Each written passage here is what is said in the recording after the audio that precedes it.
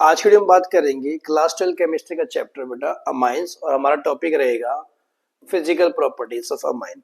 Physical properties बेटा क्या होती है? फिजिकल प्रॉपर्टीज होती है किस तरह से दिखता है, क्या उसकी स्मेल है, क्या उसकी सॉल्युबिलिटी है, क्या उसका मेल्टिंग पॉइंट है, क्या उसका कलर है, कैसी स्मेल प्रोड्यूस करता है, क्या उसका बॉइलिंग पॉइंट है ना बेटा। तो सबसे पहले मैं आपसे बात करूं कलर एंड ओडर बेटा। कलर मतलब किस रंग के होते हैं और किस तरह से स्मेल करते हैं। लिखा है pure amines are almost colourless बेटा। अगर हम प्योर अमाइन की बात करें तो उनका कोई कलर नहीं होता, but develop colour on keeping an for long time बेटा। बट हम ऑक्सीजन की प्रेजेंस में जब उसको रखते हैं बेटा, मान लिया ऑक्सीजन से रिएक्ट कराते हैं तो बेटा क्या होता है बेटा, उनमें कलर डेवलप हो जाता है। इसीलिए कहते हैं amines specially aromatic amines are readily oxidised in air to form coloured oxidation. अगर ऑक्सीजन की प्रेजेंस में रखोगे तो बेटा ऑक्सीडेशन हो जाता है और उनका कलर डेवलप हो जाता है। ठीक है, बात करें lower aliphatic amines are gases. Lower aliphatic amine बेटा गैसेस होते हैं। एलिफेटिक अमाइन वही होते हैं मेरे बच्चों जो स्ट्रेट चेन में, जैसे मान लो एग्जांपल लिख लिया मैंने, ये लो ये एलिफेटिक है ना। एरोमेटिक का आपको पता है बेंजीन का है। And smell very much like ammonia. जैसे कि अमोनिया की स्मेल होती है बेटा, NH3 की स्मेल होती है, कह रहे वैसी होती है। प्राइमरी अमाइन्स विद 3 और more carbon liquid fishy order. भाई स्मॉल अमाइन कैसे, जैसे वन वाला CH3NH2 CH3CH2। बट जब 3 से ज्यादा बेटा एटम कार्बन एटम आ जाएंगे, लेट अस सपोज ये देखो CH3 CH2 CH2 CH2 NH2, ये क्या हो जाएगा बेटा, लिक्विड हो जाएगा। और इसकी स्मेल क्या होती है बेटा, फिशी ऑर्डर, मतलब फिश की तरह स्मेल आती है बेटा। बात समझ आ गई ना? ठीक है। Lower aromatic amines are liquid बेटा। अगर मैं बेंजीन वालों की बात करूं तो लोअर एरोमेटिक अमाइन लिक्विड होते हैं। अनप्लेजेंट ऑर्डर होता है बेटा, मतलब स्मेल बड़ी बेकार सी आती है। बट जो हायर है वो बेटा उनका लो मेल्टिंग होता है, विच आर ऑलमोस्ट कलरलेस। मतलब लोअर वाले क्या होते हैं बेटा, लो मेल्टिंग सॉलिड्स होते हैं। बात समझ आ गई बेटा? ठीक है, मतलब लोअर एरोमेटिक अमाइंस लिक्विड होंगे बेटा, हायर जिनमें ज्यादा बड़ा ग्रुप लगा होगा वो क्या होंगे, सॉलिड बेटा, जो कलरलेस है ना। बात करूं मैं बॉइलिंग पॉइंट की बेटा, amines of higher boiling point than hydrocarbon of comparable molecular mass, this is due to reason being polar form intermolecular H bonding. बेटा जो जो चीजें इंपॉर्टेंट है मैं सब पे ना बेटा सर्कल बना रहा हूँ। इंटरमॉलिक्यूलर अमाइंस देख तो बेटा, ये है बेटा मेरा एक प्राइमरी अमाइन, हाँ कि ना भाई। नाइट्रोजन से एक कार्बन जुड़ा है तो ये 1 डिग्री अमाइन है। अगर नाइट्रोजन से 2 कार्बन जुड़े हैं बेटा तो ये 2 डिग्री अमाइन है। अगर नाइट्रोजन से 3 जुड़े हैं बेटा ग्रुप तो ये कैसा बन गया, 3 डिग्री अमाइन। बात समझ आ गई बेटा? एक लगाए तो 1 डिग्री, 2 लगाए तो 2 डिग्री, 3 लगाए तो 3 डिग्री है ना। या फिर H से भी निकाल सकते हो कि भाई इसमें 2 H है तो 1 डिग्री, 1 H है तो 2 डिग्री, और एक भी H नहीं है तो 3 डिग्री बेटा। कह रहे हैं amines being polar form intermolecular hydrogen bonding. बेटा कौन सी बॉन्डिंग होती है, इंटरमॉलिक्यूलर हाइड्रोजन बॉन्डिंग। देखो नाइट्रोजन बेटा जैसे मान लो CH3NH2 है ना, ऐसे लिख दूं। अब इस नाइट्रोजन जो है और किसी मान लो CH3NH2 का कोई दूसरा ग्रुप होगा तो उसके साथ बेटा कैसी बॉन्डिंग क्रिएट करेगा, हाइड्रोजन बॉन्डिंग। डॉट डॉट से दिखाते हैं हाइड्रोजन बॉन्डिंग को। इसी वजह से बेटा इनका बॉइलिंग पॉइंट जो होता है हायर होता है एज कंपेयर टू बेटा हाइड्रोकार्बन ऑफ, क्योंकि जहां जहां हाइड्रोजन बॉन्डिंग होगी वहां वहां पे बॉइलिंग पॉइंट तो ज्यादा होगा।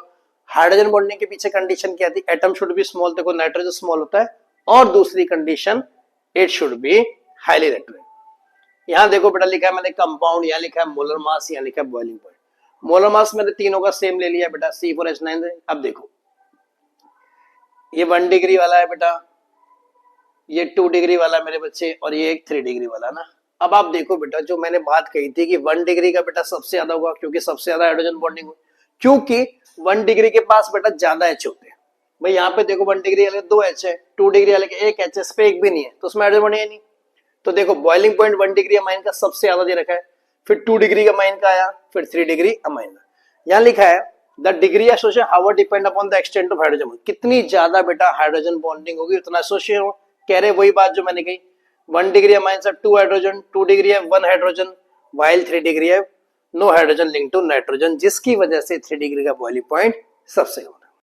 कहते हैं बेटा since the electronegativity of nitrogen is lower than that of oxygen. अभी तक मैंने आपसे कंपैरिजन कराया था 1 डिग्री अमाइन का, 2 डिग्री का और 3 डिग्री आपस में।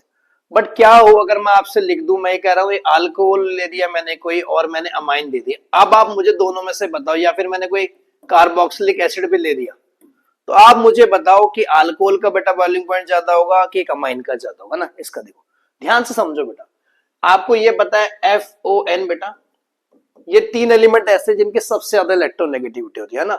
अब आप ऑक्सीजन और नाइट्रोजन देखो, ऑक्सीजन की इलेक्ट्रोनेगेटिविटी नाइट्रोजन से ज्यादा है बेटा, तो ऑब्वियस सी बात है बेटा, ये देखो ये रहा नाइट्रोजन, ये रहा नाइट्रोजन बच्चे, और ये रहा मेरा ऑक्सीजन।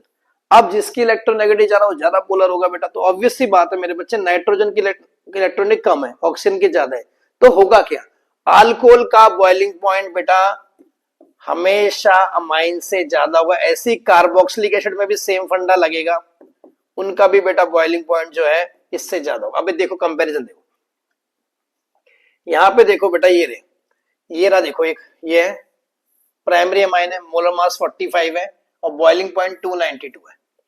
अब आप यहाँ पे अल्कोहल को देखो बेटा, सेम का अल्कोहल को देखो, 2 कार्बन वाला भी लिया है, इसका बेटा मोलर मास लगभग सेम और बॉइलिंग पॉइंट देखो 351 है, तो अमाइन से तो ज्यादा आ गया। अगर आप कार्बोक्सिलिक एसिड में बताओ, देखो बेटा ये वाला कार्बोक्सिलिक एसिड देखो, इसका बॉइलिंग पॉइंट और ज्यादा आ रहा है 374। और बेटा अगर आप इसमें देखना चाहो देखो, और देखो ये अगेन बेटा एक और अमाइन ले लेते हैं, देखो ये अमाइन है, ये अल्कोहल और एक कार्बो। अमाइन का देखो बेटा molar mass 73, again boiling point 350.8। Alcohol का देखो बेटा 74 मोलर मास है, बॉइलिंग पॉइंट देखो उससे ज्यादा है कि नहीं अमाइन से। और कार्बोक्सिलिक एसिड का तो बेटा सबसे ज्यादा आएगा। कार्बोक्सिलिक एसिड का मतलब एक अमाइन दे दूं मैं आपको, मैं एक अल्कोहल दे दूं आपको, मैं एक कार्बोक्सिलिक एसिड दे दूं, और आपसे मैं बोलूं अरेंज करो on the basis of boiling point, तो आपको सबसे हमेशा रखना है सबसे ज्यादा किसका होगा, कार्बोक्सिलिक एसिड का, उससे कम किसका होगा बेटा, उससे कम अल्कोहल का, और उससे बेटा कम किसका होगा, अमाइन का।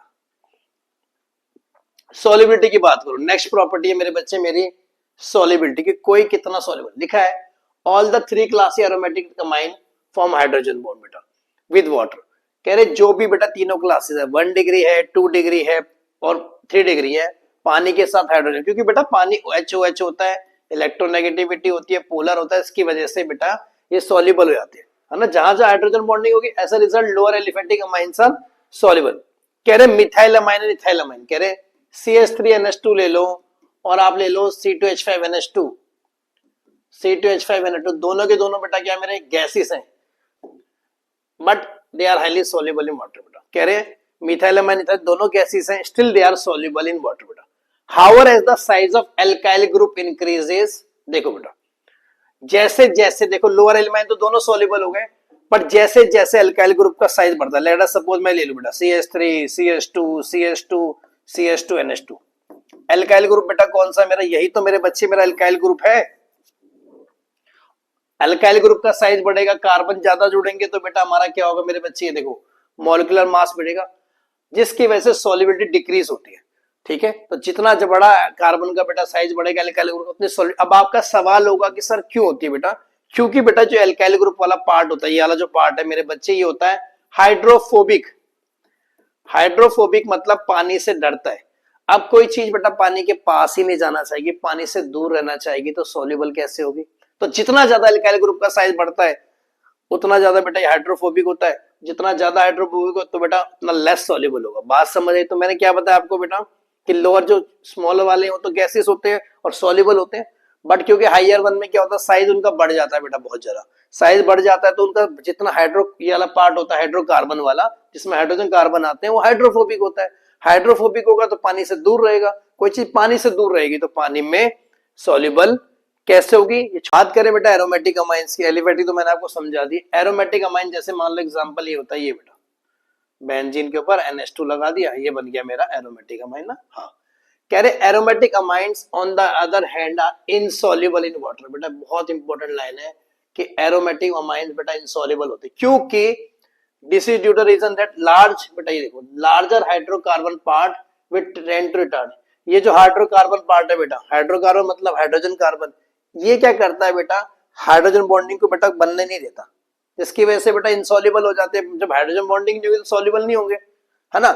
बट कह रहे aniline is almost insoluble in water, पानी में एनिलीन बिल्कुल इनसॉल्युबल होता है बेटा। बट अगर कोई ऑर्गेनिक सॉल्वेंट ले लें, जैसे आपने एनिलीन को दोबारा बेटा डाला कि इसमें बेंजीन में डाल दिया, कोई आपने ईथर दे दिया, ईथर तो आपको पता है ROR- वाले, जैसे अल्कोहल में डाल दिया तो ये सॉल्युबल हो जाएगा। बात समझ आ गई बेटा। इस वीडियो बेटा हम करेंगे इतना ही, इससे आगे मिलते हैं नेक्स्ट वीडियो में। जय हिंद, वंदे मातरम।